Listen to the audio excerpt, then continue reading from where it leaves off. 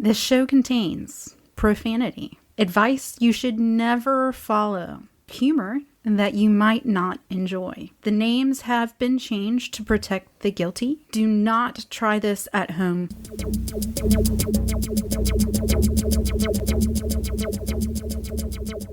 Greetings, Yellow Blazers, Blue Blazers, Bill Bryson lovers, Bill Bryson haters. People who are wearing the right shoe, people who are wearing the wrong shoe. Absolutely. We are sitting in Outdoor 76 with Rob and Cory, the owners of the store, and we're drinking their beers, and we'll be right back to talk about all kinds of fun stuff. Yeah. Oh boy. I didn't do that right because I was supposed to say your name, wasn't It's I? okay. We'll introduce me when we'll do it when we do them. this. I'm not Okay. worried. All right. So here we are at Outdoor 76. Again, my name is Pox Holiday, and sitting to my right. Puss in Boots. And across from us are... Cory McCall. And Rob Gasparo. And these guys own Outdoor 76, which is in Franklin, North Carolina, located how many miles into the AT? 106-ish. Depends on what year it is. When you get the winding stair, you're about 106. Yeah, exactly, depending on the year. We are in spitting distance of the Tartan Museum. Oh, yes. I just wanted to make sure that everyone knew that. That's originally how I wanted to introduce it. I was like, just 2 blocks away from the Gym Museum. Yeah, while tour. you're in town, make sure not to miss. You have to go see the Shrunken Head. Have you guys seen it before? There's the Shrunken Head. Oh, yeah. We used to be able to bang on the wall to get their attention. Oh, man. Oh, yeah. You guys used to be next door to it, right? Yeah. Nice. Well, before we get going, we have a very important question that came up on Facebook earlier this week. Ooh. So let's say you guys are going, we talked about t-shirts before we started recording. Let's say you're going to a concert or a show. And at concert or show, let's just say it's the Metallica 3D IMAX movie that just recently came out. You're going to a show or a concert. Do you wear the shirt of the band that you're going to go see? Yes or no? Absolutely not. Right. Yeah, I'm going to have to say no to that, too. Thank you. That's the way I feel as well. Puss, do you care to comment on this? Yeah. I am now newly engaged to a man. Congratulations. Thank you very much. To a man, specify. Thanks, Mom. That it is of the opposite school of thought that it's okay to wear the shirt of the band that you're going to go see, and he was all excited about going to the IMAX show for the Metallica, and he got ready to leave, and he was like, "Where's my Metallica shirt?" And I was like, no, wait, what? And he got all up in arms because that's how you show support to the band. And I was like, I'm pretty sure that Metallica is doing all right, that they don't need you to wear, but I of course cited PCU. Mm-hmm. Wait a minute, you're gonna wear the shirt of the band that you're about to go see. Don't be that guy. Don't be that guy. So I posted the question on Facebook, and my majority, I would say I was the only person that spoke out against it. No, actually, about 75% said it depended on the concert and who you were going to go see, or no, don't be that guy. And then I've got a couple of friends that listen to a little bit heavier music that were like, no, that's what you do. That's how they know that you love them. And I'm like, At a movie? If I'm going to go... Yeah, they've got a guy sitting out front he's taking notes. He's checking. You are for real. You're legit. You can go in. So if you don't mind, step to the right. Let me take your picture. Does it do with a clipboard? Yeah. It's like the Red Sox thing going on. Like if you show up with a beard and you get $1, you get in for $1. Like if you're wearing a band shirt and there's a promo, maybe. Yeah. All I could think was like, if I'm going to go to a Ben Folds concert, he doesn't give a shit if I'm wearing, a shirt that features him with some hipster glasses. But if you're going to go see like AC/DC, apparently the culture is different. I'm not saying Rush or somebody classic. Rush needs all the support they can get. I've been to... You're gonna make some enemies, so just watch it. Canadian enemies. But I understand that the culture is different from venue to venue and music type to music type. Yeah. But so apparently I have committed to spend the rest of my life with somebody who thinks it's cool That guy. to be that guy. I love Okay. you. Is there a It's fine. hashtag on that guy somewhere? I'm sure that there There is. will be after this. Hashtag don't be that guy. It'll be worldwide trending, Yeah. I'm sure. Okay, well, cool. We got that out of the way. Number one on the agenda. Check. Yeah, check. Done. Metallica shirt over with. But so how long have you guys been in business at Outdoor 76? 3 years and 3 days. Congratulations. Oh, wow, really? 4 days? Maybe? Yeah, 3 years and. Well, look at that. We had didn't- our 3-year anniversary on Wednesday. That's adorable. You guys want to smooch? No, we already did. Oh, okay. Our wives already think that happens. Oh, as much man. time as we spend here at the business. So. And you guys had a sale that day, too, right? We did, You had a yeah. big sale. I think I retweeted that. Yep. It was good. Nice. And you've been across the street for just a matter of months, right? You had not a full year, correct? Yeah. Yeah, we actually moved over here. I think it was March 26th. The weekend before our town's Yeah, Trail Days yeah. event. Yeah, and we've been over here. Obviously, a little bit more space, as you can tell if you have been to our old location. Yeah. A little tight on the elbow room, but we're able to spread things out. Opened up some more on inventory as far as options and stuff like that. So Nice. So how many, I mean, this might be something you guys don't know right off the hand, but what's like the average number of days that a thru-hiker has been on trail by the time they reach you guys? And for people who don't know, when you hit Winding Stair, it's just a few minute drive into into Franklin. But how many days do you think they've been on trail at that point? They should be here 10 to 14. If they're Yeah. less than 10, they're going too fast. But Yeah. yeah, 10 to They're 14. setting records yeah. Yeah, or I have plantar fasciitis and I don't know why. I started last Tuesday. I've been doing 30 miles a day. Yeah, I'm trying to keep up with that guy I just met. Yeah, or something like that. So just under 10 to 2 14 weeks. days, Yeah. Yeah, 10 to 14, and we always say, the closer to 14, honestly, the better. Yeah. We like hearing that. There's a lot of nervous energy. People are always excited. Let's get Yeah. out there. Let's go. And it's like, enjoy it. Take your time. Figure out who you can hike with, and If ever there was a time to listen to your body, this has been it. Absolutely. This is the only long trail with Yeah. no warm up, Right. really. Right? Yeah, I'll be honest, like whenever it came time, I did not come into Franklin. At the time, that was back when Rainbow Springs was still in business, still around. I didn't go into there. Something weird happened, like where we got off trail at a weird place or something like that. I think we spent a little bit more extra time in Hiawassee because at the time, Hiawassee, the Holiday Inn had just opened up. And they literally gave you any room for like $25. Score. Like it was like the first weekend of it. So You like, guys were the first ones that didn't have a jacuzzi tub in your room. yes, Shaped like exactly. a heart. Yeah, like the people in front of us. Yeah, the people in I'm front of getting us. a picture of Dumb and Dumber. A lot of Yeah. people don't know Right about now. Freda Felcher. Yeah. Literally, the people in front of us got the last hot tub in your bedroom rooms at the Holiday Inn. And it was like, They ran out of I don't rose really care. petals. They ran out of rose petals just before. Yeah, exactly. We still got chocolate mints on our pillows, Yeah. but they had a pool, so it all worked out. But it was like, oh, we can hang out here for 2 days? Hell yeah! So by the time I got to Franklin, it was like I remember we looked at it and we're like, let's just keep on rolling. But so you guys probably like how many thru-hikers do you think you see a year? Like a few hundred or something like that, or Close to 1,000. Yeah, I bet we see close to 1,000. Holy cow. holy Yeah. crap! Yeah. By the time they get here, what's the number one issue? Is it footwear? Is it Feet. yeah? We're becoming more and more known for that. So we've had hikers come in and said, I suffered through the first week or two because I heard, in trail journals or White Blaze or somewhere that you guys are the specialists for fitting. Wow. So, or, my feet were hurting along the way and somebody said, yeah, there's that shop in Franklin. You need to go check them out.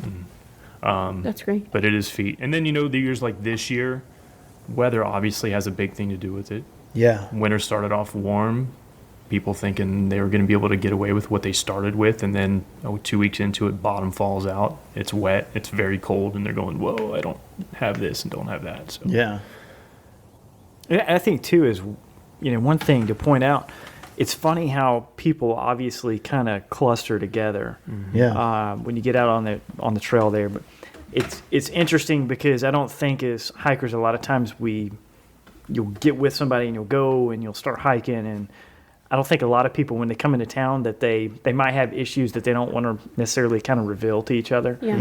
And I think from a personal standpoint, we have a lot of people that kind of, oh yeah, you guys going back to the hotel? I'm going to hang out here, and you sit them down, and they kind of, man, this is awful, man. Yeah, So, dude, my toenail fell off like 3 days ago. You know, man. and you have to. It's Got a kind hole in of my it's a heel. one-on-one. You're giving people, you're comforting them Yeah. through, helping give them advices. Man, you're going to do great. Just hang. You got to hang in there.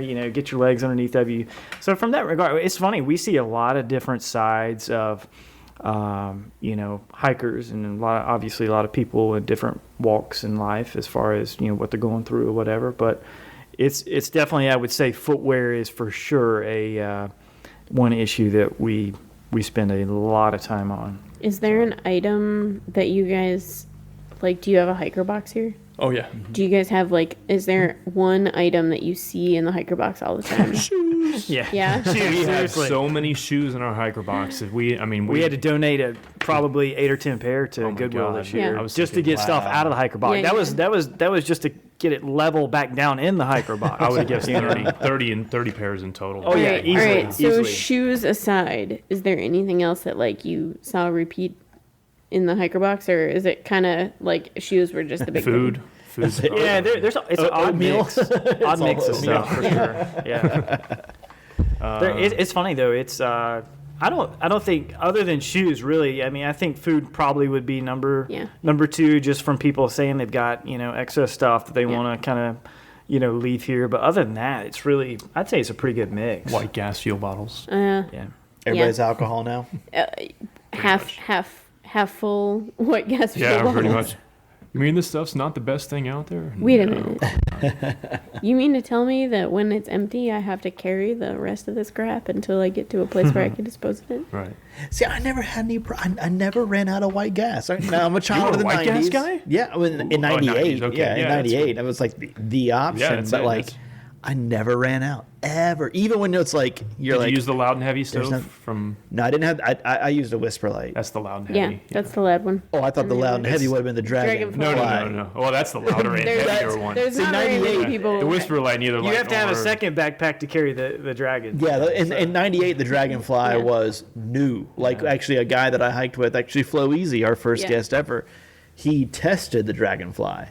And there's nothing more that makes you appreciate. There's nothing that makes you appreciate nature more than the Dragonfly, because when it's off, you're like, holy shit! There's birds chirping. Hold on. Are we talking about the Neo Air too? Oh, yeah.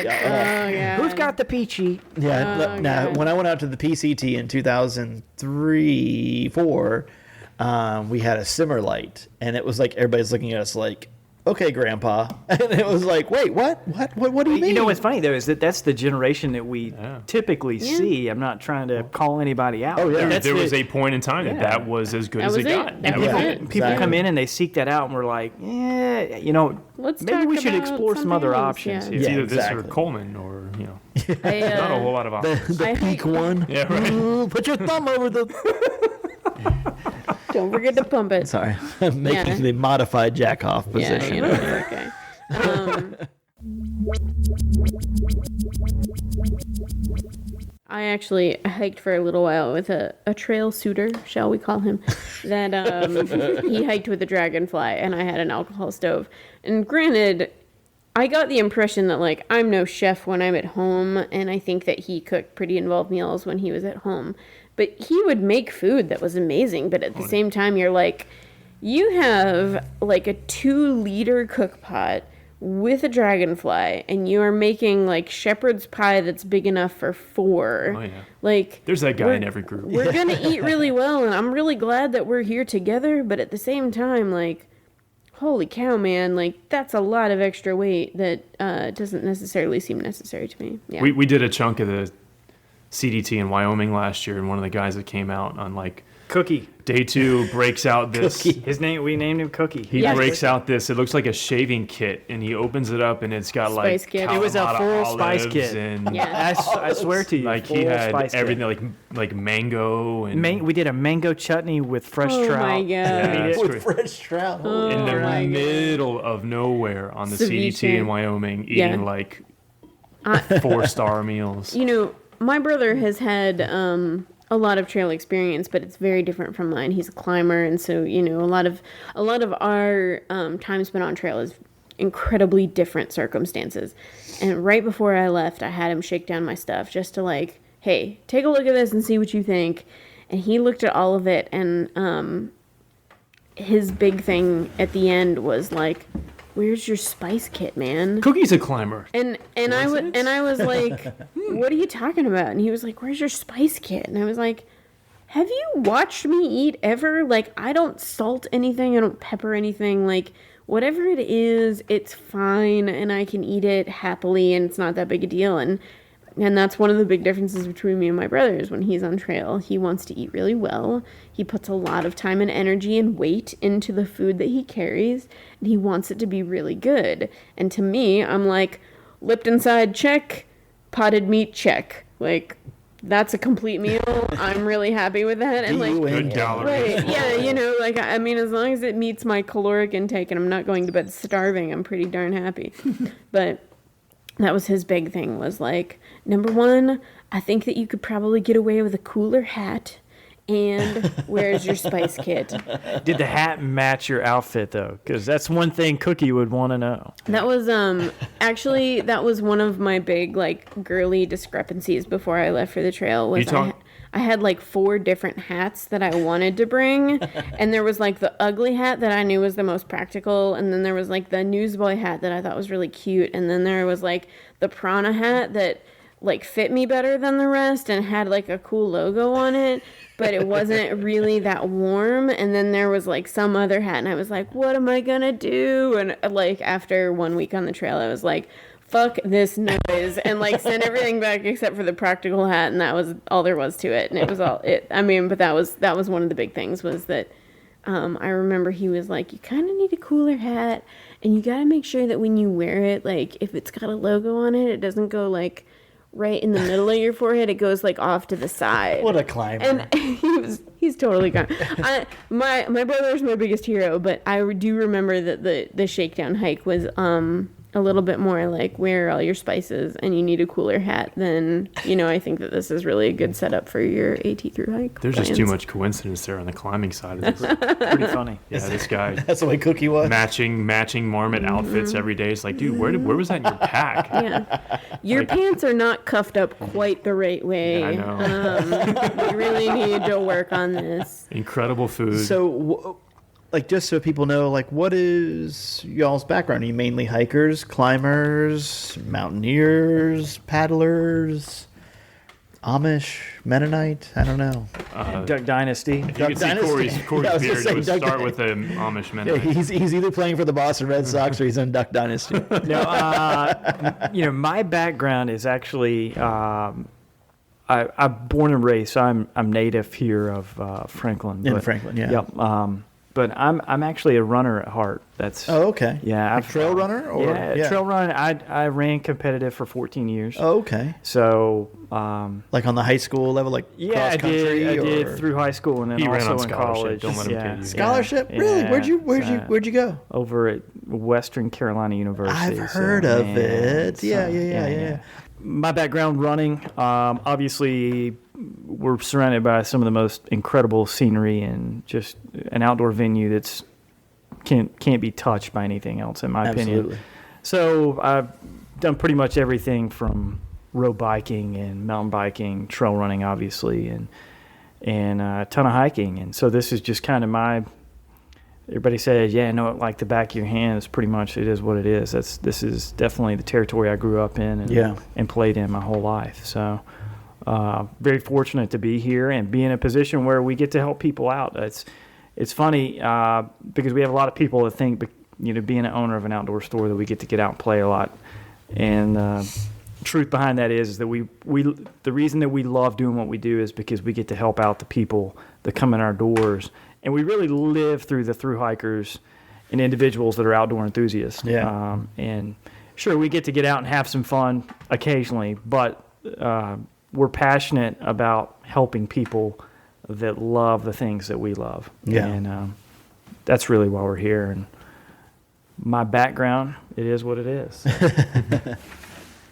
My background is primarily paddling. That's how I cut my teeth in the outdoor industry. As a side job, I was a paddling instructor for Bill Jackson's down in St. Pete, Clearwater, Florida, which is still one of the largest family-owned retail outfitters in the country. And I taught paddling for them. It was an ACA and BCU. Like whitewater, instructor. or primarily, I got into it sea kayaking, doing predominantly touring, and long story short, but that evolved into whitewater. And then it was actually when I got into whitewater that I became more familiar with this area, because living in Tampa was only a 9-hour drive to the mountains. So instead of taking 2 weeks vacation, I would take a Friday off. I would leave Thursday afternoon after work. I'd load my truck up with my mountain bike, my road bike, my whitewater kayak, my touring boat, climbing gear, and some hiking boots, and make the drive through. And Friday, Saturday, and Sunday just play like crazy, drive home Sunday night, and go back to work on Monday morning. Yeah.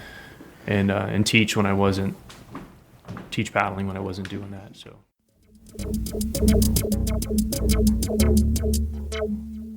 So 2 things. In doing some research, just Googling you guys, of course, the first 3 pages are yellow pages, white pages, yellow pages, white pages. Yelp, you guys have an amazing reviews on Yelp, and that kind of thing. But then on page 2 or 3, there was this story that you guys got mobbed. And I clicked on it, and I was like, oh my gosh, these guys got attacked. It made it sound like you guys had a flash mob come in and rob you if you just read the title of the article. And I'm like, oh my God, these guys got robbed. But then it was called a cash mob, and it was something I never heard of before. Do you guys want to explain what that was? So cash mob is actually something that we have a local group called Venture Local Franklin that they organize, and we were fortunate enough to be selected as a business to participate in this. And basically what it is you have a large group of individuals that are very supportive of the community and local business from that standpoint.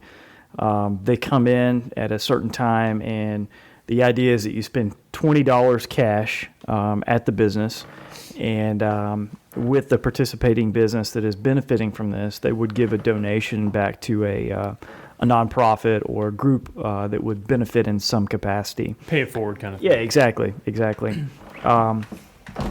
The group that we decided to help sponsor was actually the Warrior Hike. Yeah. And we were very fortunate this year. We've had let me step back and say that we got to meet Sean last year that helped found Warrior Hike, and had a previous relationship from just meeting, not necessarily, we don't know Sean on a very personal basis, other than the fact that he did come through and Thru-Hike in, what year would it have been? 2011? 11. Yeah, 2011. Or no, 12. Was it 12? Yeah, it was. Yeah, that's true. Yeah. Yeah, it would have been 12.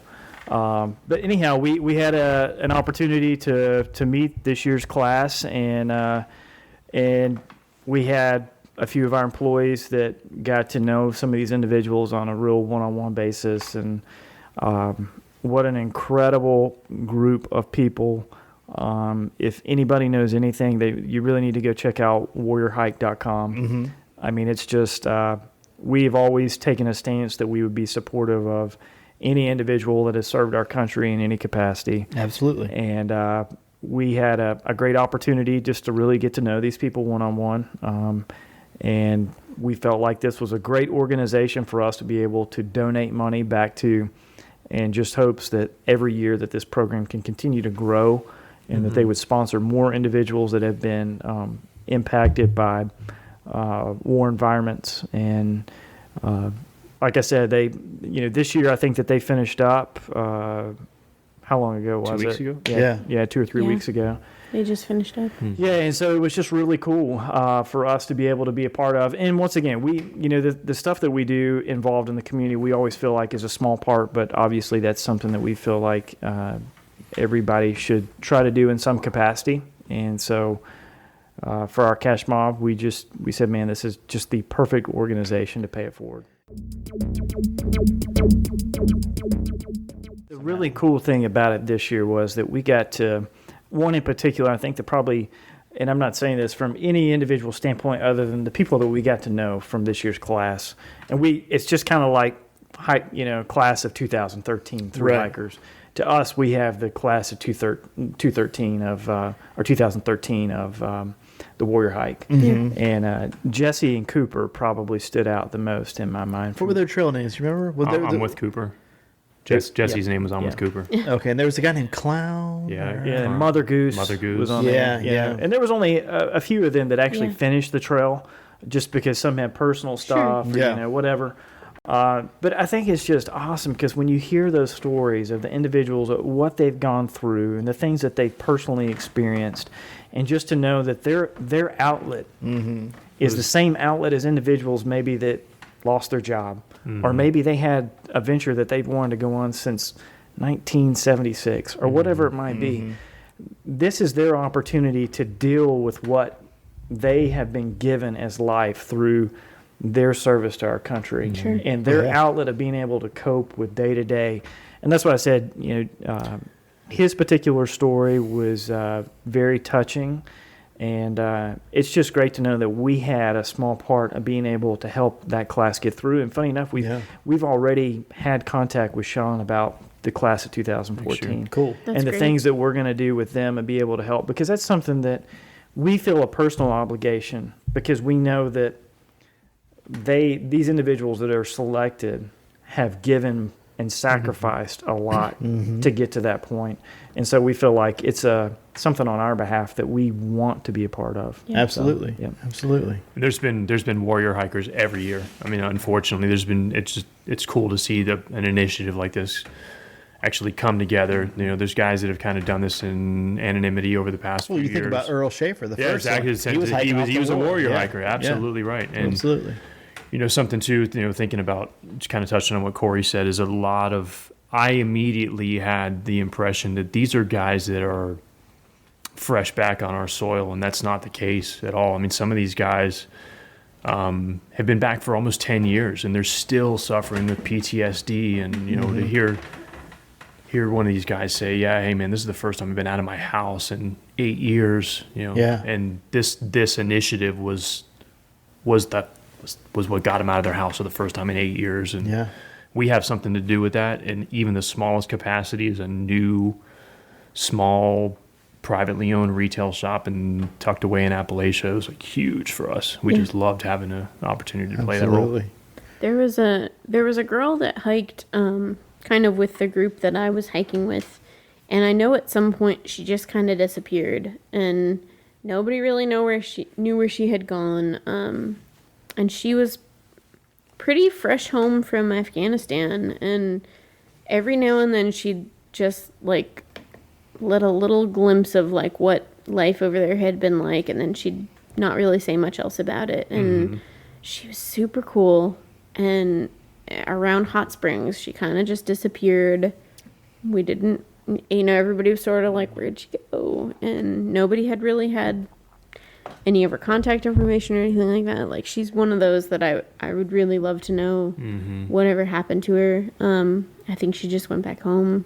I hope she just went back home. But, she would have been a really good one to have been part of a group like that. I think she needed. Absolutely. That's one of the great things about the warrior hike, is that it's kind of like it's really bad, but I mean, the first thing that comes to mind is you think about, these are people that are suffering with something, unfortunately, that they didn't ask for. Yeah. They probably knew it was a risk, but it's like, to be able to do it with a group that knows you're hurting, or knows that this is an outlet for you to have that. So it's kind of like an AA and has thing. Experienced similar it's like, circumstances. Yeah, it's like, hey, I'm willing to expose myself and, put my heart on my sleeve for a little while. And that support network. So that girl, who's to say that if she wasn't hiking with another group of people with similar. It is one of those, and I have often talked about how the hiker community is one that is the most that I am the proudest to call myself a part of.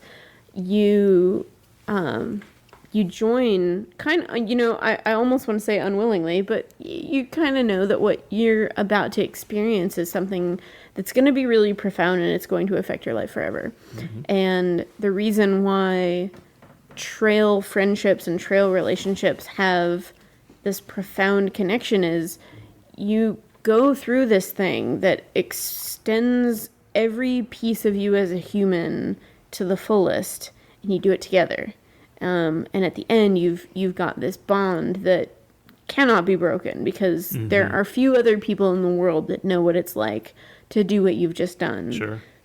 Very similar to, I'm not anybody who's ever been in the military.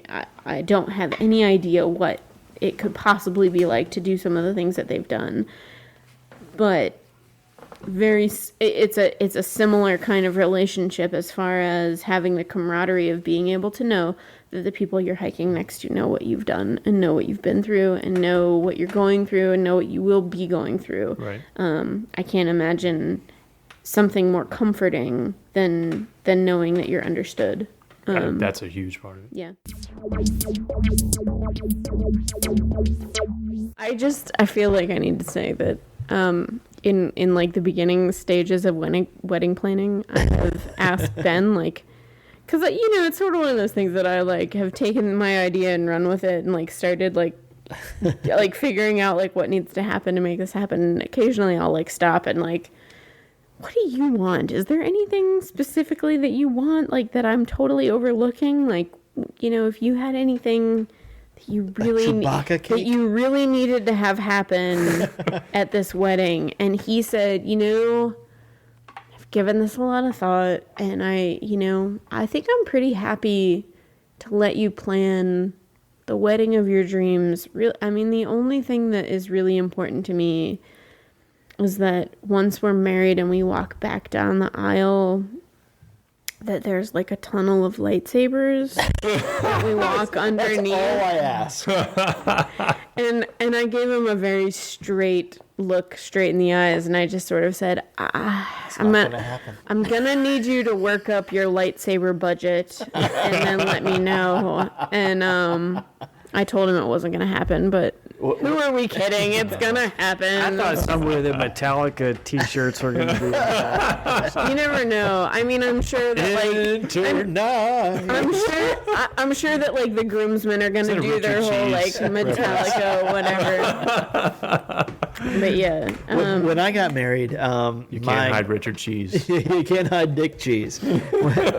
When I got married, my groomsman cake was it was supposed to be a hiking boot. Like I was but instead it looked like the boot that like Deputy Dog would have pulled out of the pond on his fishing pole. Like the old like.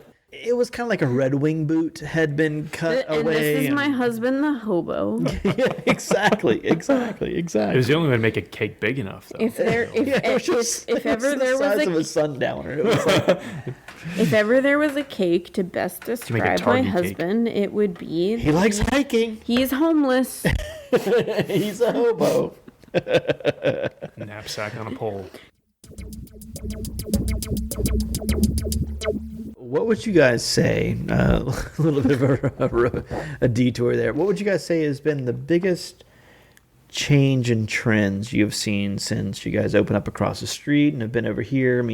Like just as far as thru-hikers go, what have been like the biggest trend changes? Has it been like, we talked earlier about fuels, we talked about maybe going from a boot to a shoe, or what do you think? I think it's this season was our first year here, so it's probably really tough to identify a trend in the new shop. Yeah.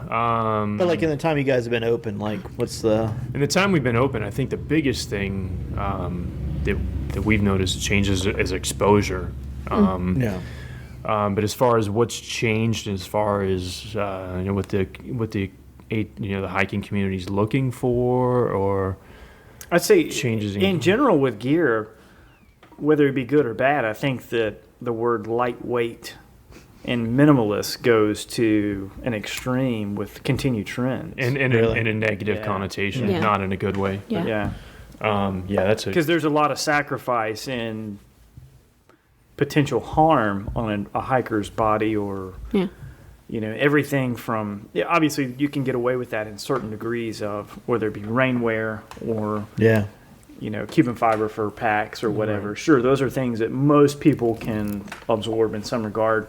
Footwear in particular, going minimalist, it's and lightweight, I think that's probably the biggest area that we see as potential concern or red flag. You know, we need to we need to have a conversation. What's going on here? So. And our connection to the specialty side of footwear just continues to evolve. So I mean, like, if we're having the same conversation 5 years from now, I expect that to still be something to where now we're known for it now, but even more so known for it 5 years from now. Or I would guess, back to my outdoor retail days,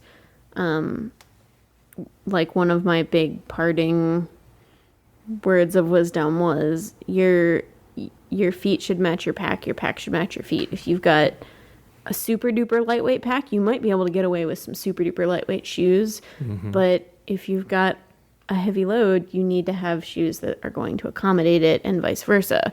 Generally speaking, if you plan on carrying a behemoth of a pack, don't plan on saving weight in your shoes, and don't plan on saving weight in your pack. You need to have that support. So there's some truth to that. I think one of the biggest things, one of the biggest misconceptions, and this even goes back to not just the long hiker, but just even the weekend warrior kind of guys. Guy or girl to come in here and go, I need boots because I need support. And you can go back to, you mentioned it earlier, the Sundowner. It's the classic top grain leather boot. And people go, okay, I'm carrying over 50 pounds, so I should probably be in something like that. But what they don't understand is with the advent in technology is that it's very possible that a Salomon XA Pro, which is exponentially lighter than a Sundowner, is a much more stable, much more supportive shoe than this boot is. And you see the same thing with Osceolos and Zamberlins and Scarpas and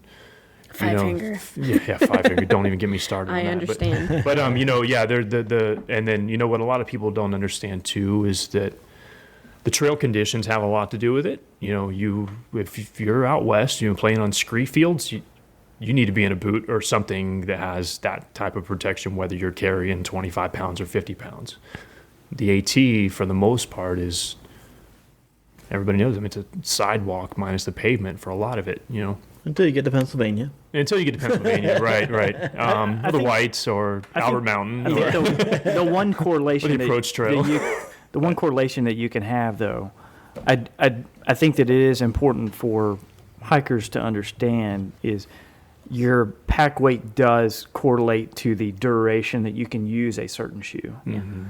Because when you go to a lighter weight shoe, sure, you're not going to get the lifespan out of something compared to, full leather boot or whatever it might be. Yeah. So I think that's probably the biggest thing is understanding that if you choose or select the right shoe, even based off of a number of options, that's the key point to where you're actually benefiting from having a good fit on a shoe.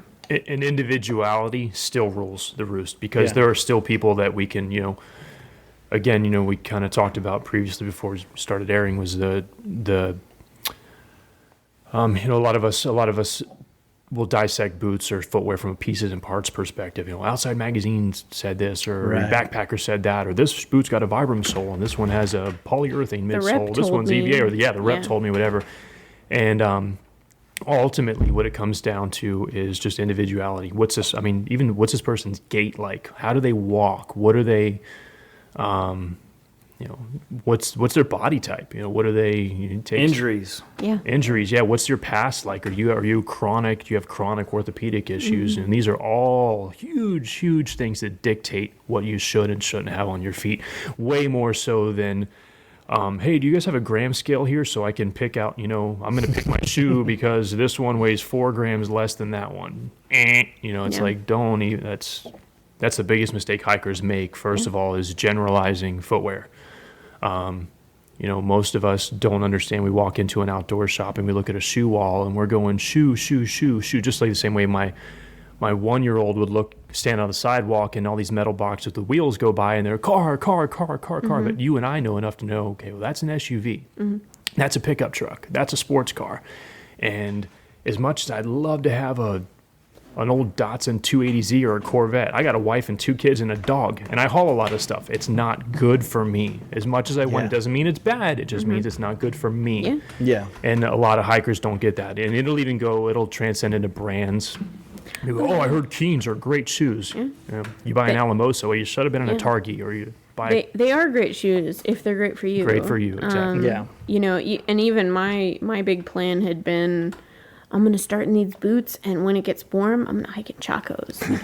Because I was one of those people that for about 3 straight years, I wore Chacos 350 days a year. Oh, yeah. So obviously that was going to be a great choice for me. And when it started to get hot, and I was like, you know what? My feet have never looked better. I am not going to chance this on the principle of, I told a couple of people that I was going to switch to Chacos and I was going to backpack, you know, half the AT in Chacos. It's not worth it. Yeah. And, you know, I know that on my hike, I met people that hiked in Chacos and went through $15 pairs of fingered socks every week.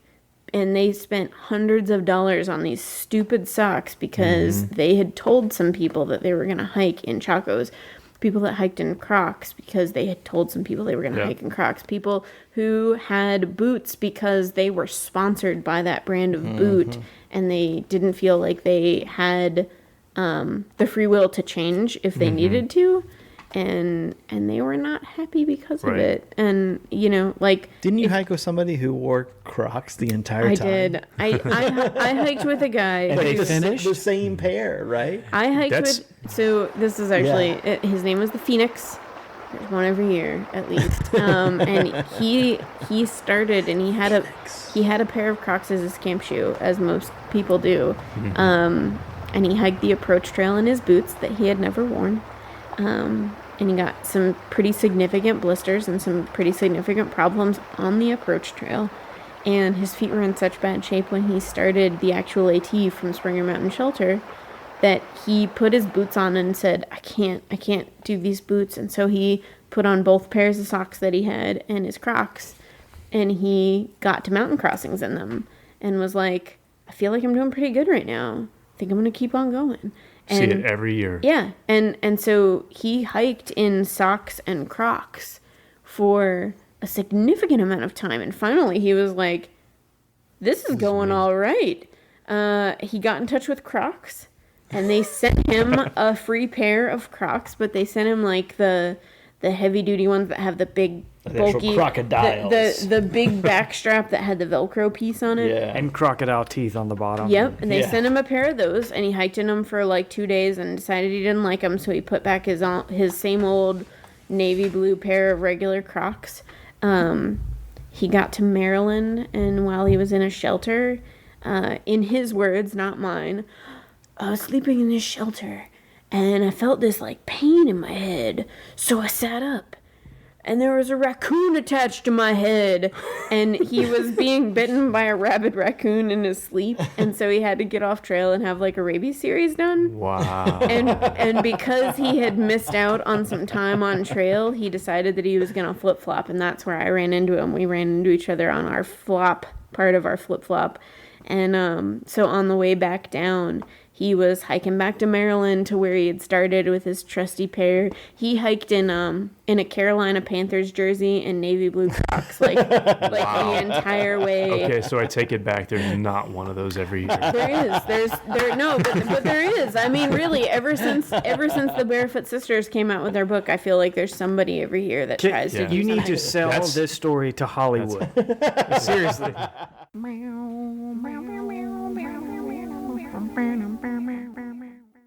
And that's the interesting part, is that seeing each year's class of hikers that come through.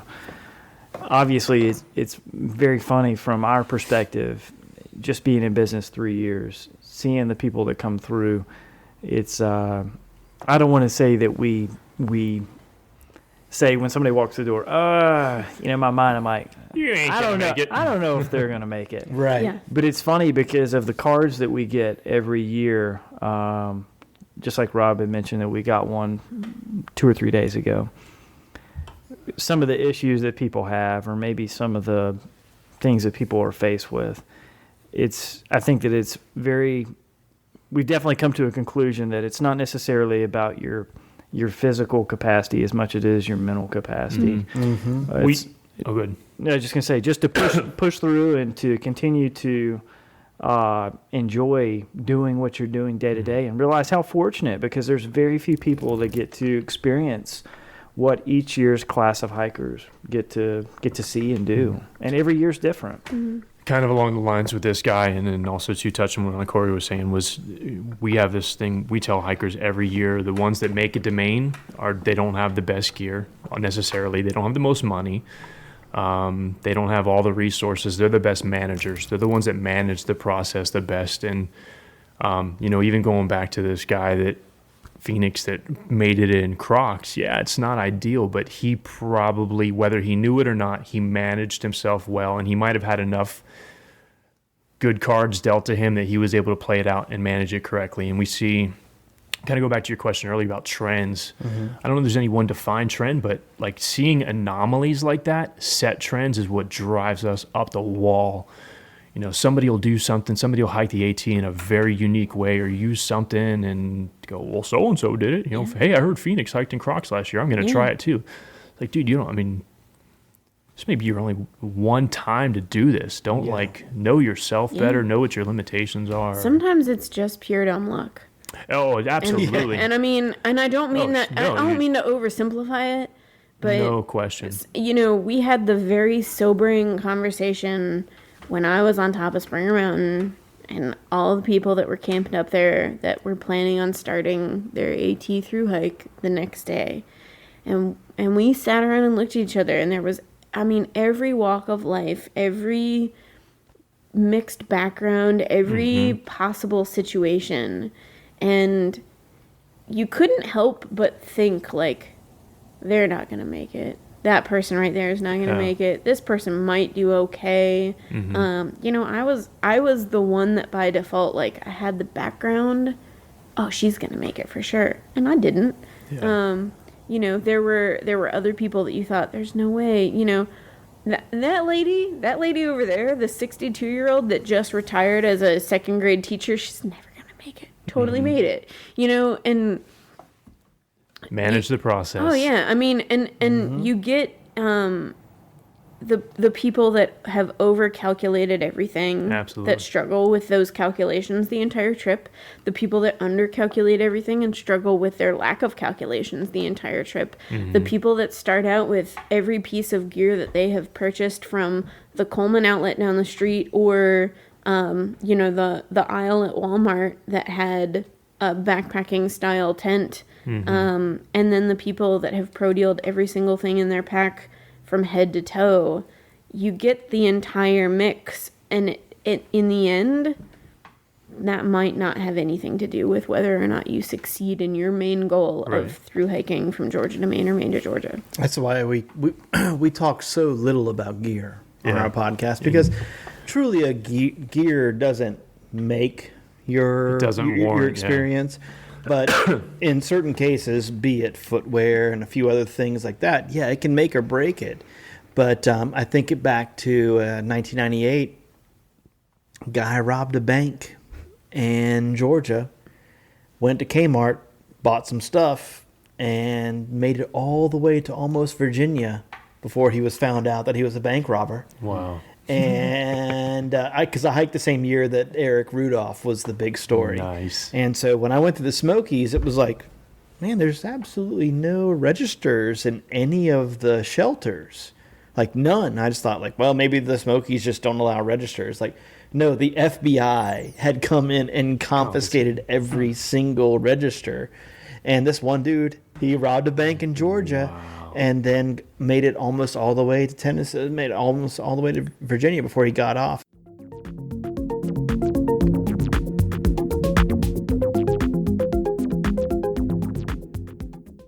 My memories of Partnership Shelter consist of, we got pizza. Right. There was a guy in the shelter in the really fancy Montbell down pants that he accidentally like broke the zipper on and his wiener was hanging out. He's pissed in. And that as soon as you cross the road, there was somebody from a foreign country that had left trail magic, and apparently it was in the form of pre-rolled joints, and that he had gotten arrested and was like in big trouble for leaving marijuana as trail magic. So wieners and marijuana was and pizza delivered. Wieners, pizza. That was about it. That's all I. Just so happened at one of the most notable shelters on the trail. That's what I remember. That's a trifecta right there. That's what I remember. The guy whose wiener was hanging out. I remember I really liked his pants up until his wiener was hanging out, and then I was like, well, apparently the zipper doesn't work very well, or it doesn't stay up, so maybe I shouldn't. That's why with Western Mountaineering they don't do zippers, so it's just straight up. Maybe that was it. It was just he hadn't snapped the snap. I don't know. All I remember is. If it was made in the USA, you wouldn't have that problem. Being a lady, Montel's Japanese. That's why. Being a lady on the trail, Being the Western Mountaineering reps. Let's leave it right there. You see a fair You said it was amount. Montel, right? I can't remember. It was definitely some upscale down pants. So it was either It was West. Yeah, it was either Western Mountaineering or Montel, like really nice, really nice down pants. Japanese they're a lot bigger. I will not forget. I might not remember the brand, but I cannot forget that his wiener was hanging out. So the life-changing event. The Japanese have a straight dick out policy.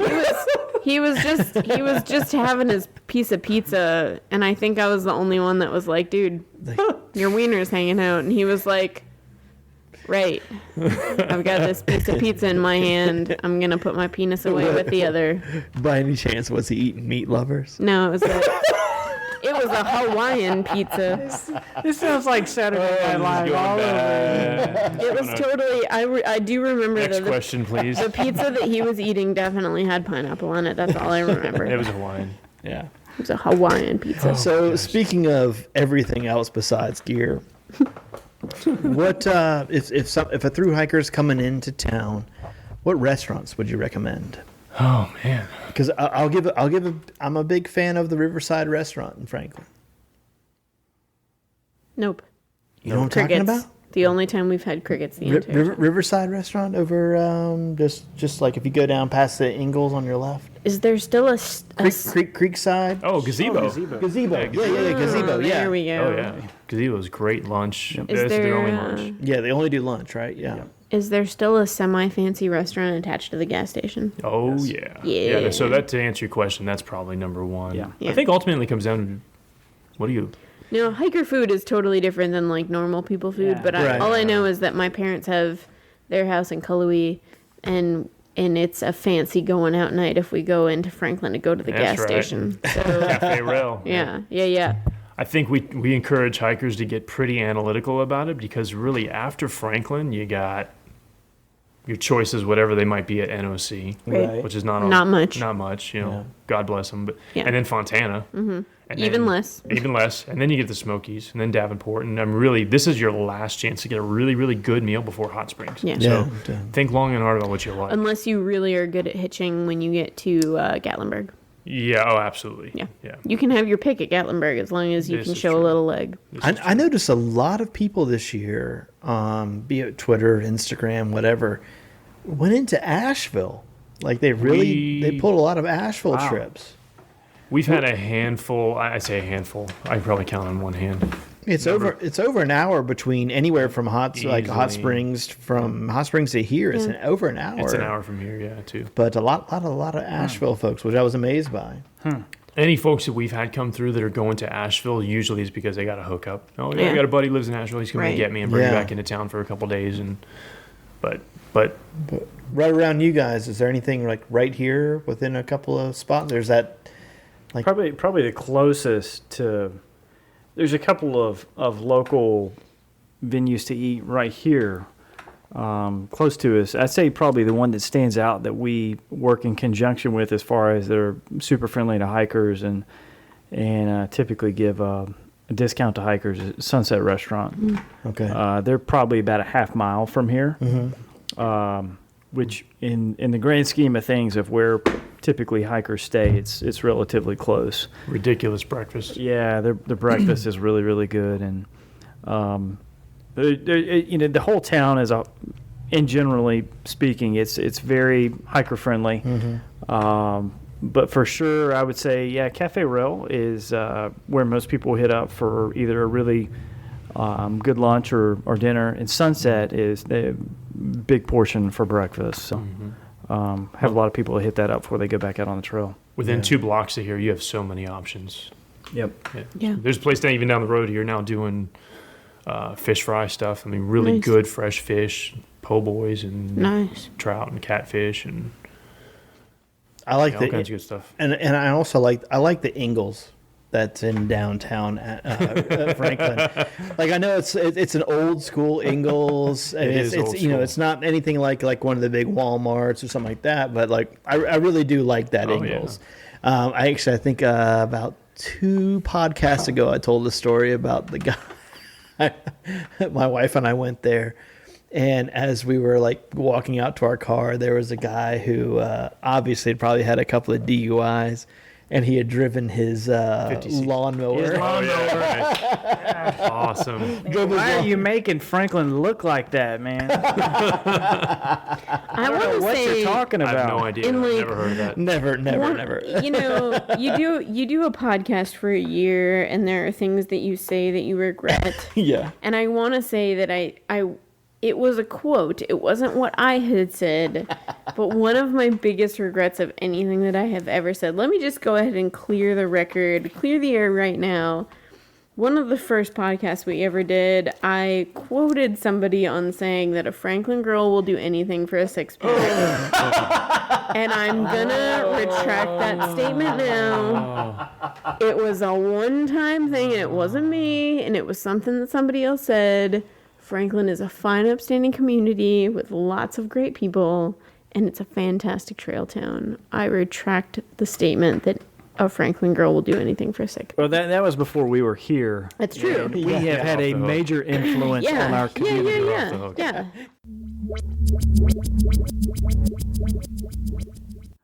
We happen to be beer connoisseurs. All right. So not only do we have passion for the outdoors, we actually love beer. And they go we know- together very well. And they do go Absolutely. together very well. So we know that when most hikers come off the trail, that they want a good quality adult beverage.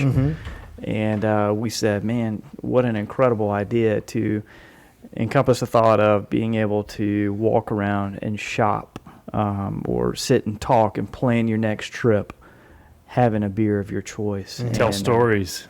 Yeah. Exactly, yeah. And it's been really, to be honest with you, it's been incredible. We've seen a lot of people come in and just sit down and talk that never knew each other or never had been on trips together and really engage with one another. And one of the cool features that we have about the beers that we do serve, it's all North Carolina draft beer. Right. The idea there is we want to stay as local as we can. And when we say local, obviously we're talking about state lines. Everybody knows the state of North Carolina is fairly long, and we sit on the very western edge here. So we do have some beers that sit down closer to the coast. But the idea was that man, how cool would it be just to get people together that have common interests and sit around, have a beer and just talk about, what's going on in life, where they've been, and just be able to engage with each other. And it's been neat to see that people definitely have been willing to maybe even plan stuff together where they didn't know each other, or talk about going on trips, or where they have been, and help others say, man, yeah, you thought about going here?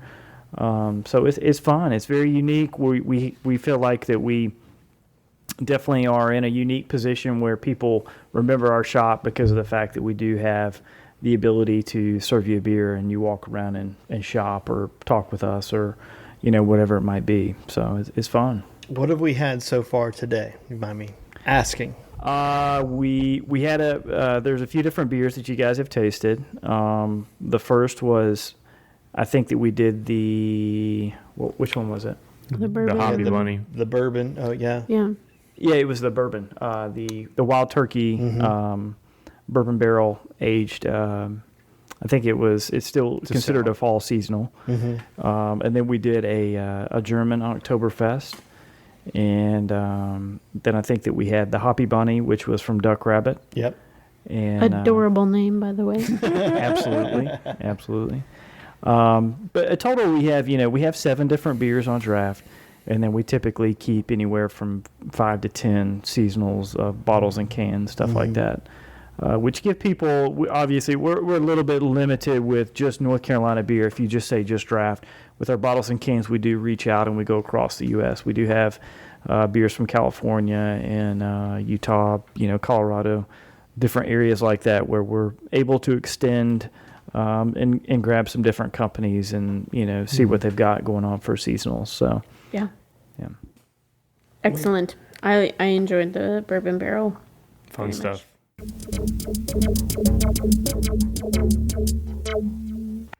Puss, could you tell us a little bit about Channel 88.5? Yeah, it's the shit.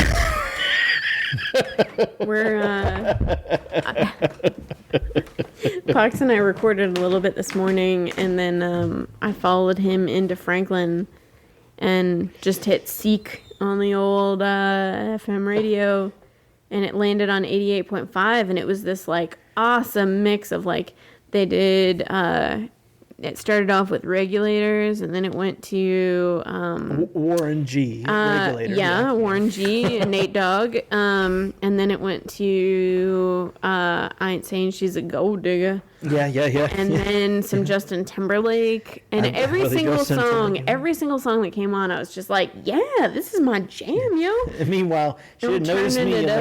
I'm turning it up. And, then it was like, and then like a Madonna song started, and I was like, yeah, I feel this. And then it skipped. And then randomly, halfly through that Madonna song, it stopped and went to another. And all I could think was like, I must be on some college station that like, it's the 9 a.m. college radio. He's probably hungover. It's cool. And so it like skips to another Madonna song. And I'm like, yeah, it's cool. I feel this Madonna song too.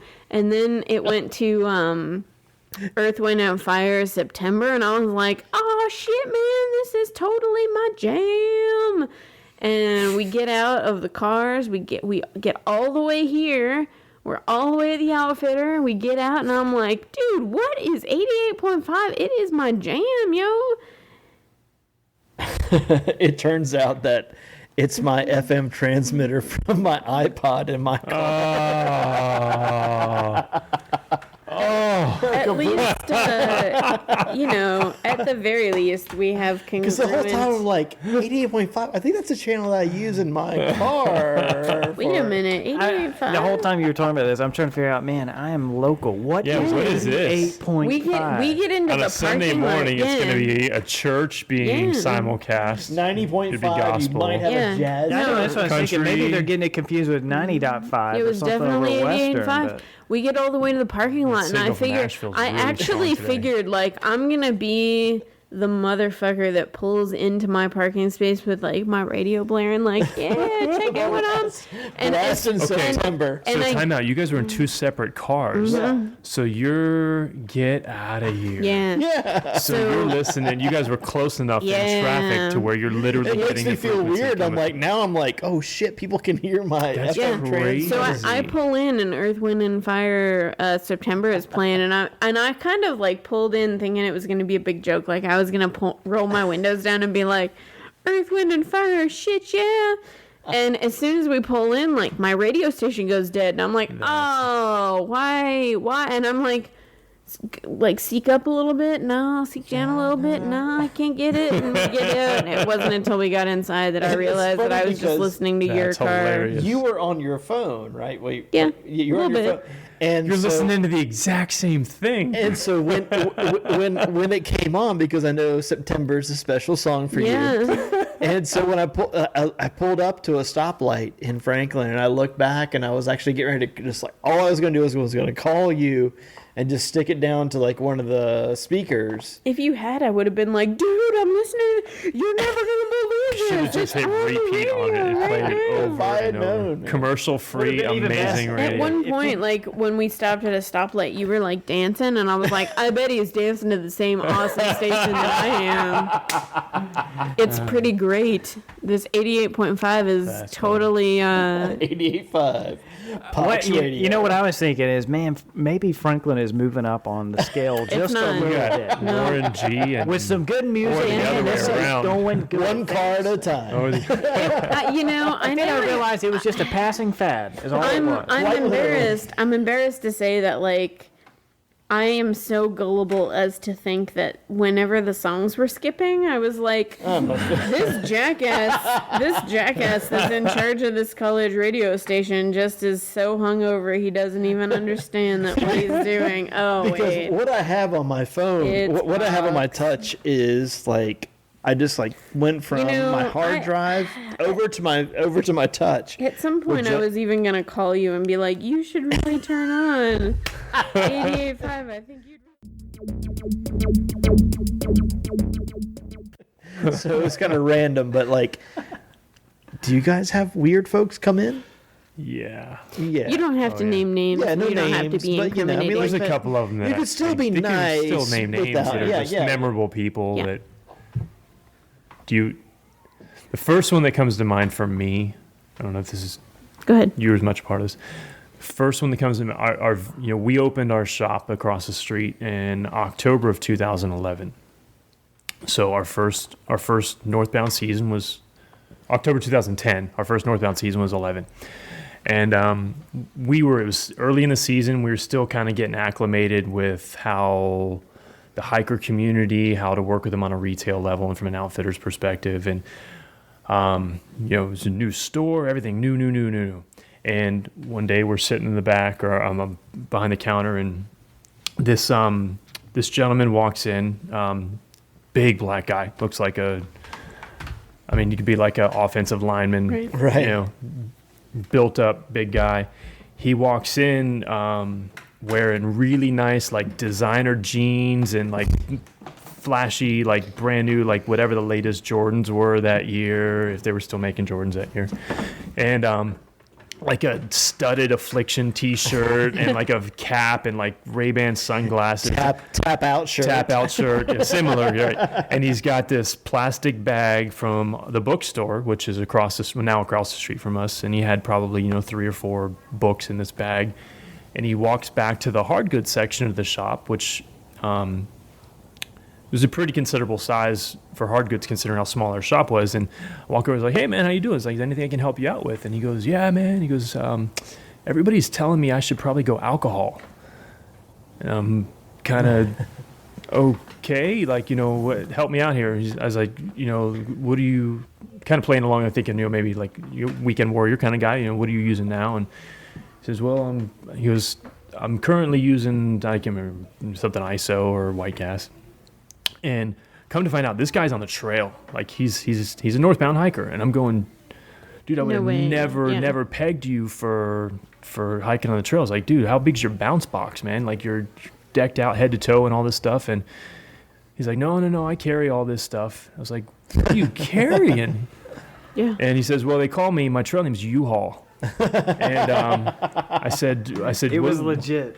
I said, what are you? He's gotta have some clothes for the honeys when he gets into town. Oh, it's crazy. So it turns out this guy was in town for like 2 or 3 days, and the reason he was here is because he was former military. He was hiking with whatever his military issue pack was, and he had it so overloaded he was busting straps and stuff on it, and we have a little seamstress in town that was repairing his backpack while he was here, and said, I was asking him how much weight he was carrying. He's like, well, when I got to Hiawassee, I was at 112 pounds. And then I sold my laptop and the charger to somebody in town. So now I'm down to like 105. It was like down to 105. And anyways, I'll never forget U-Haul, man. Never heard what happened to U-Haul. U-Haul, if you're out there, call me, buddy. Yeah. Curious to see how you're doing. But, every year you hear about the Bucko Club. There's usually somebody with a trail named Bucko something. Yeah. But that was a standout. I know there's a lot of people this year that I've seen that are like their bounce boxes are huge. Oh my gosh! Yeah. And they're like sending like jeans and a flannel shirt to like flannel shirts are like the cool thing right now. Is like that's your town shirt is a flannel shirt and a pair of jeans. Like you'll see people in like pictures like we were talking earlier about being at Trail Days, and I remember we met Aesopopolis. Mm-hmm. And who just finished the other day, put up like an awesome, like one of the coolest pictures I've ever seen on Instagram of someone finishing. And like he was just like hanging back. He wasn't naked in it, was he? No. Somebody just he was tagged me on Twitter, and they were like, I thought you'd really appreciate this. And it was just a picture of them naked on Katahdin, and I was like... He was standing backwards. Thank you. He was standing backwards on top of the sign, and his ass is exposed. Like, he's completely naked, but he's, like, standing, like, right behind the sign on top of it with his ass facing. Oh, my God. I mean... It's like, I thought you would enjoy this, sir. My nudity...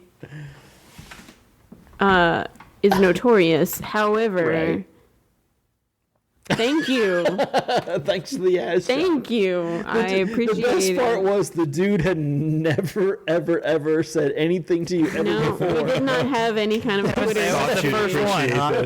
I thought you'd really appreciate this. Ass shot. But like Aesopopolis, he was like standing behind us for like an hour at Trail Days. Mm-hmm.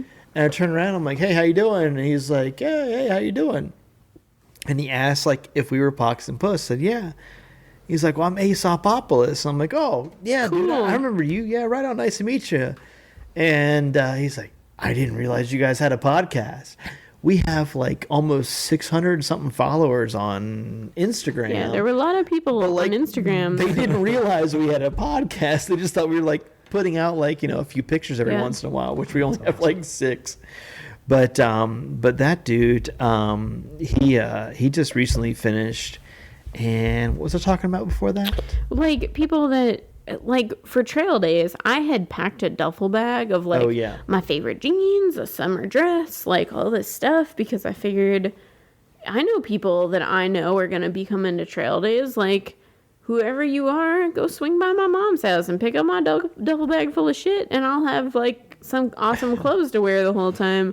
And so the whole time I walked around Trail Days when I was on trail, I had, like, jeans and cool shirts and, like, clothes that I had missed and toiletries that I had missed. But that was sort of the whole thing was, like, as cool as that is and as awesome as it is to have something different when you're not in your trail garb, people don't recognize you as a hiker. Yeah. Mm-hmm. So, that was the thing. It was like people would come up to us at Trail Days while we were at our booth and we'd be like, yeah, who are you? Oh, I get it. You're just in normal clothes. So. Yeah. I remember when I was at Trail Days in 98 that randomly 2 of my friends showed up. And neither one of them were big backpackers or hikers, and they just had like some like straight up like lawn chairs. And I remember about 3:00 in the morning, one of my buddies like leaning back in his chair, and then he like leaned back and kept going, and fell directly into someone who we did not know. Ooh. Fell into their tent. Ooh. Like boom, and the guy's like, "That's it, you guys need to go to bed." And we're all like, yeah, we do. You're right. But also, you decided to camp right by the river. Like, a little bit of your fault there, buddy. Sorry. That was my year. There was a kid that had finished before me, and he had done it in really good time. His trail name was Bones, and it was Bones because he was bare bones. Like, his base weight was like, 5 pounds, 2 ounces or something like that. And his trail weight, like, leaving town was like 11 pounds. It was something stupid. And because he had done it the year before, the pressure was off. Like, he didn't feel like he needed to prove anything to anybody. And we got to the NOC and everybody's like scrapping to resupply at horrible resupplies.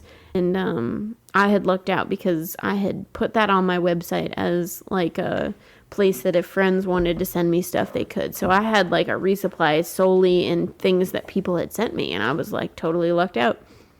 And we hike up, and is it like Indian Springs, or the first shelter out of NOC is Terrible Privy, kind of a cool shelter. I can't really remember the details of it, but it was Indian something. I can't remember, but Right after Chihuahua? yeah, right out of the NOC. It was like straight up, and it's a nasty hike out. Yeah. But I got there, and Bones was there, and he, cool as a cucumber, was just like, yeah, it was a really horrible resupply, so I just bought a 24 case of PBR and figured I would barter my way to the next resupply. And that guy ate like a king. Of course he did. And all he had, I mean, like, he wheeled and dealed every night and would just be like, who wants a can? Who wants a can? These ones were in the creek, so they're cold, so who wants this? And he ate so well. And that was the slowest moving I've ever seen him. He was like miserable because hiking out of NOC, he had a case of beer. Mm-hmm. And the whole time, you know, he had this teeny tiny little pack that he had, you know, had nothing in. And I want to say, like, he and I had run into each other, and we were going to be going into town the next day, and he held up all of the groceries that he had, and it was like his entire food supply, and he held it up like you would hold up a bag of weed and like unrolled it the way you would unroll a bag of weed, and all it was a bag of Idaho dehydrated potato flakes with, like, you know, a dime bag's worth of potato flakes like at the bottom, and he just held it up like, this is it. This is what gets me in. And he, but he still had one can of beer that he was bartering, but there was nobody around to take it. It was just us. And so he poured the beer into the potato flakes and called it Spudweiser. Nice. And that was like his last meal before we got into town the next day. But, you know, aside from that one instance, it had worked really well for him. Oh, God. Ouch. That's ridiculous. Anything that is burning desire Anything we that didn't you cover? really wanted to Don't try? ignore Franklin. That's my... No. Yeah. Yeah, absolutely. So many hikers. It's easy to overlook as a trail town because it's so far off the map, but it really is a really excellent trail town and the last accessible. one for that matter, you know. Yeah. So yeah. Just from a resource perspective, there's so much here. You know, there's us and there's another outfitter in town, post office, hotel, food, everything's so close together. It's easy to get. I mean, we were talking about Winding Stair earlier, getting on and off. It is easy. I'd rather get off at Winding Stair than I would at Hiawassee personally. But, absolutely. It's just so many people. It breaks my heart to see how many people just cross over and keep on going up to Siler and Waya and don't even think about it. And not from a business like hey, we missed out on that person kind of, but just from their own well-being. You know, I really think that this town has a lot to offer northbounders. And people in this community really do appreciate hikers.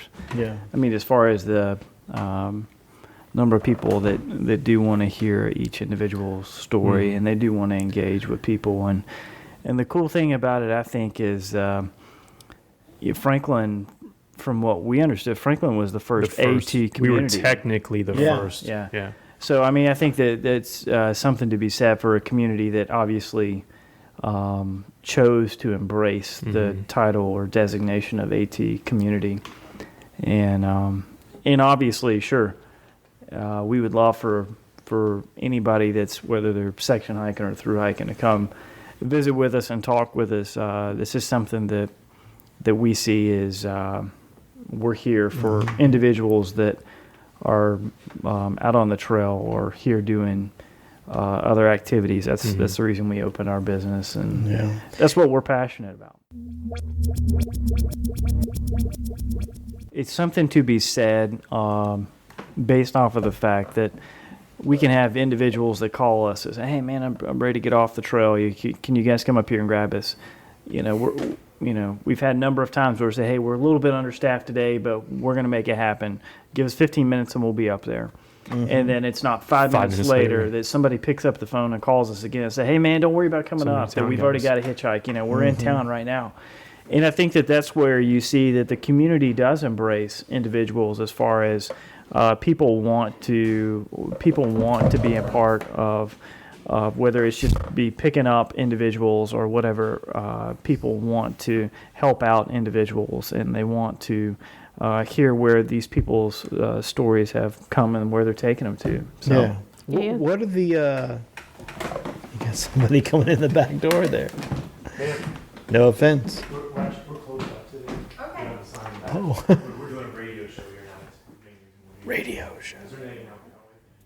I like whenever people call us like, we're doing a real interview. And I'm like, oh, well, hold on now. Wouldn't call it real. But Good to go. So what would be the best way for if someone's coming through? Let's just say a couple of different examples. Like somebody's getting ready to thru-hike. What would be the best way to contact you guys? They're pre-thru-hike. Definitely. I mean, we do a lot of social media. You can search us through Outdoor 76 on Facebook. We're also on Twitter at Outdoor 76. Our actual address for Facebook would be outdoor76nc.com. And then our website is just outdoor76.com. Okay. And we have a lot of information on our website for people that are planning through hikes as far as whether they want to do bounce boxes or... do you guys accept bounce boxes? Oh, yeah, absolutely. absolutely. Cool. No charge. We don't. You know, and we have a lot of...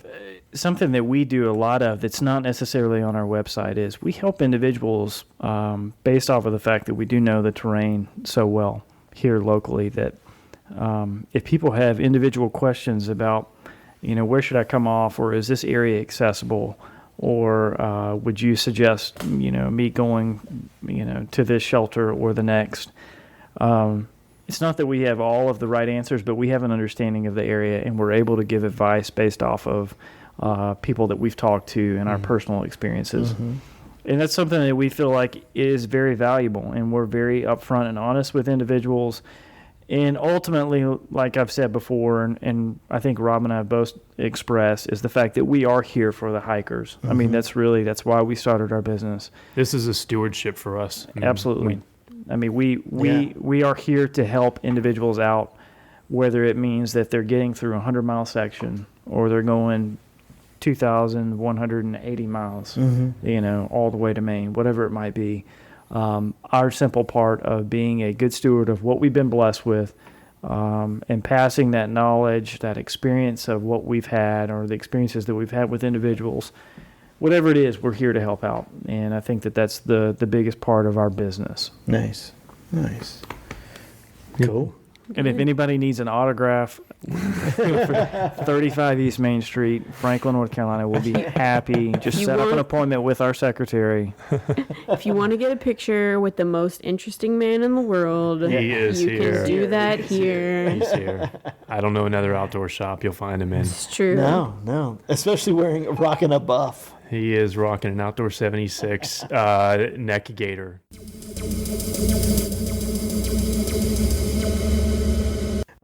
So, the best way to get in contact with you guys? Email, phone, Twitter. What's your phone number? You didn't give that yet. 828-349-7676. And you guys are also wearing the 828 hats. Yeah, we didn't talk about that. No, we didn't talk about those yet. Yeah. Go ahead. Our 828 program, which is specific to our shop, is...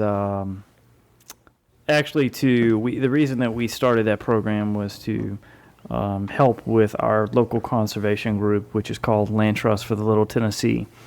And so what we do is with any A2A product that is purchased here in the shop, we do a $2 donation back to our local conservation group. Nice. And the idea there is that we want folks to understand that obviously, we do live in a very beautiful place, and we have a lot of incredible natural resources at our fingertips. But we want folks to remember that even if you come here and play just for the weekend, that you obviously are impacting the area, and just help people to be aware of, obviously, conservation and to be able to understand that the impact that we all have, whether it be hiking, mountain biking, or fishing in any capacity, we're all making an impact on the environment, and this is a way for us to give back to a local conservation group. So, And they're good looking hats too. It's a pretty cool Always, logo. always. It's okay. Even though you guys are closed, can you sell me one today? Absolutely. Okay, cool. 20% increase in price. That's fine. There's a surcharge. We'll give you the special hiker rate. Yeah, 20% more.